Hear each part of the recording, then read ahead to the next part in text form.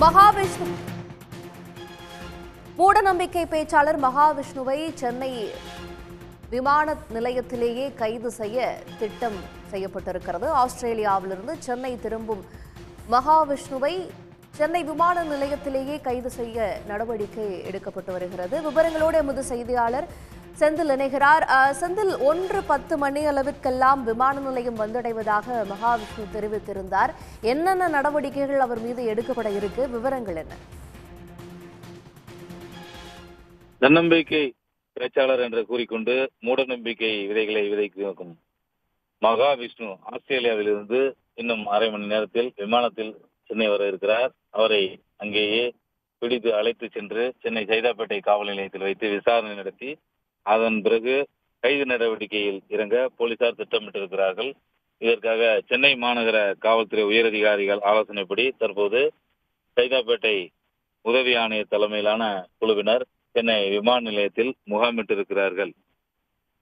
சென்னை அசோக் நகர் அரசு மேல்நிலைப்பள்ளி, அதே போல சைதாப்பேட்டை மாடல் பள்ளிகளில் தன்னம்பிக்கை விழிப்புணர்வு மாணவர்களிடம் ஏற்படுத்துவதற்காக பேசுவதற்காக வந்த மகாவிஷ்ணு என்ற நபர் மாணவர்களிடம் மூட நம்பிக்கையை விதைத்ததுடன் மாற்றுத்திறனாளிகளை இழிவுபடுத்தும் வகையில் பேசிய வீடியோ சமூக வலைதளங்களில் வைரலாக பரவியது.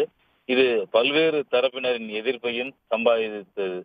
இதனால் அவரை கைது செய்ய வேண்டும் என சமூக ஆர்வலர்கள் தரப்பிலும் அதே போல அரசியல்வாதிகள் தரப்பிலும் பயங்கர அழுத்தம் கொடுக்கப்பட்டிருக்கிறது. அதே போல இவர் மீது நடவடிக்கை எடுக்கும் தொடர்ந்து இதன் போல விசமத்தனமான கருத்துக்களை பரப்பி வரும் அவர் மீது கடுமையான நடவடிக்கை எடுக்க வேண்டும் என பல்வேறு அரசியல் கட்சி தலைவர்களும் வலியுறுத்தி வருகின்றனர். இந்த நிலையில் அவர் ஆஸ்திரேலியா சென்றிருப்பதாக போலீசாருக்கு தகவல் கிடைத்தது. இந்த நிலையில் நேற்றே அவர் ஒரு வீடியோ பேசி வெளியிட்டிருந்தார். சென்னை போலீசார் மீதும் அதே போல சட்டத்துறை மீதும் எனக்கு மிகுந்த நம்பிக்கை இருக்கிறது, நானே நேரடியாக வந்து விசாரணைக்கு ஆஜராகுவேன் என நேற்று ஒரு வீடியோ பேசி சமூக வலைதளங்களில் வெளியிட்டிருந்தார். இருப்பினும் அவர் மீது தொடர்ந்து புகார்கள் வந்து கொண்டே இருக்கின்றன. குறிப்பாக சைதாப்பேட்டை காவல் நிலையத்திலும் வந்திருக்கிறது, குமரன் நகர் காவல் நிலையத்திலும் ஒரு புகார், அதே போல திருவொற்றியூர் காவல் நிலையத்திலும் மாற்றுத்திறனாளிகள் அமைப்பைச் சேர்ந்த சரவணன் என்பவர் புகார் செய்திருக்கிறார். அவரை கைது செய்ய வேண்டும் என்ற கோரிக்கை வலுத்து வரும் வேளையில் போலீசார் தற்போது உயர் சட்ட வல்லுநர்களின் ஆலோசனைகளை பெற்று அவரை தற்போது சென்னை விமான நிலையத்திலேயே அவரை பிடித்து அழைத்து வந்து விசாரணை நடத்தி அதன் பிறகு கைது செய்து அவர் மீது சட்ட ரீதியான நடவடிக்கை எடுப்பதற்காக தற்போது சைதாப்பேட்டை உதவி ஆணையர் சீனிவாசன் தலைமையிலான குழுவினர் தற்போது சென்னை விமான நிலையத்தில் முகாமிட்டிருக்கிறார்கள்.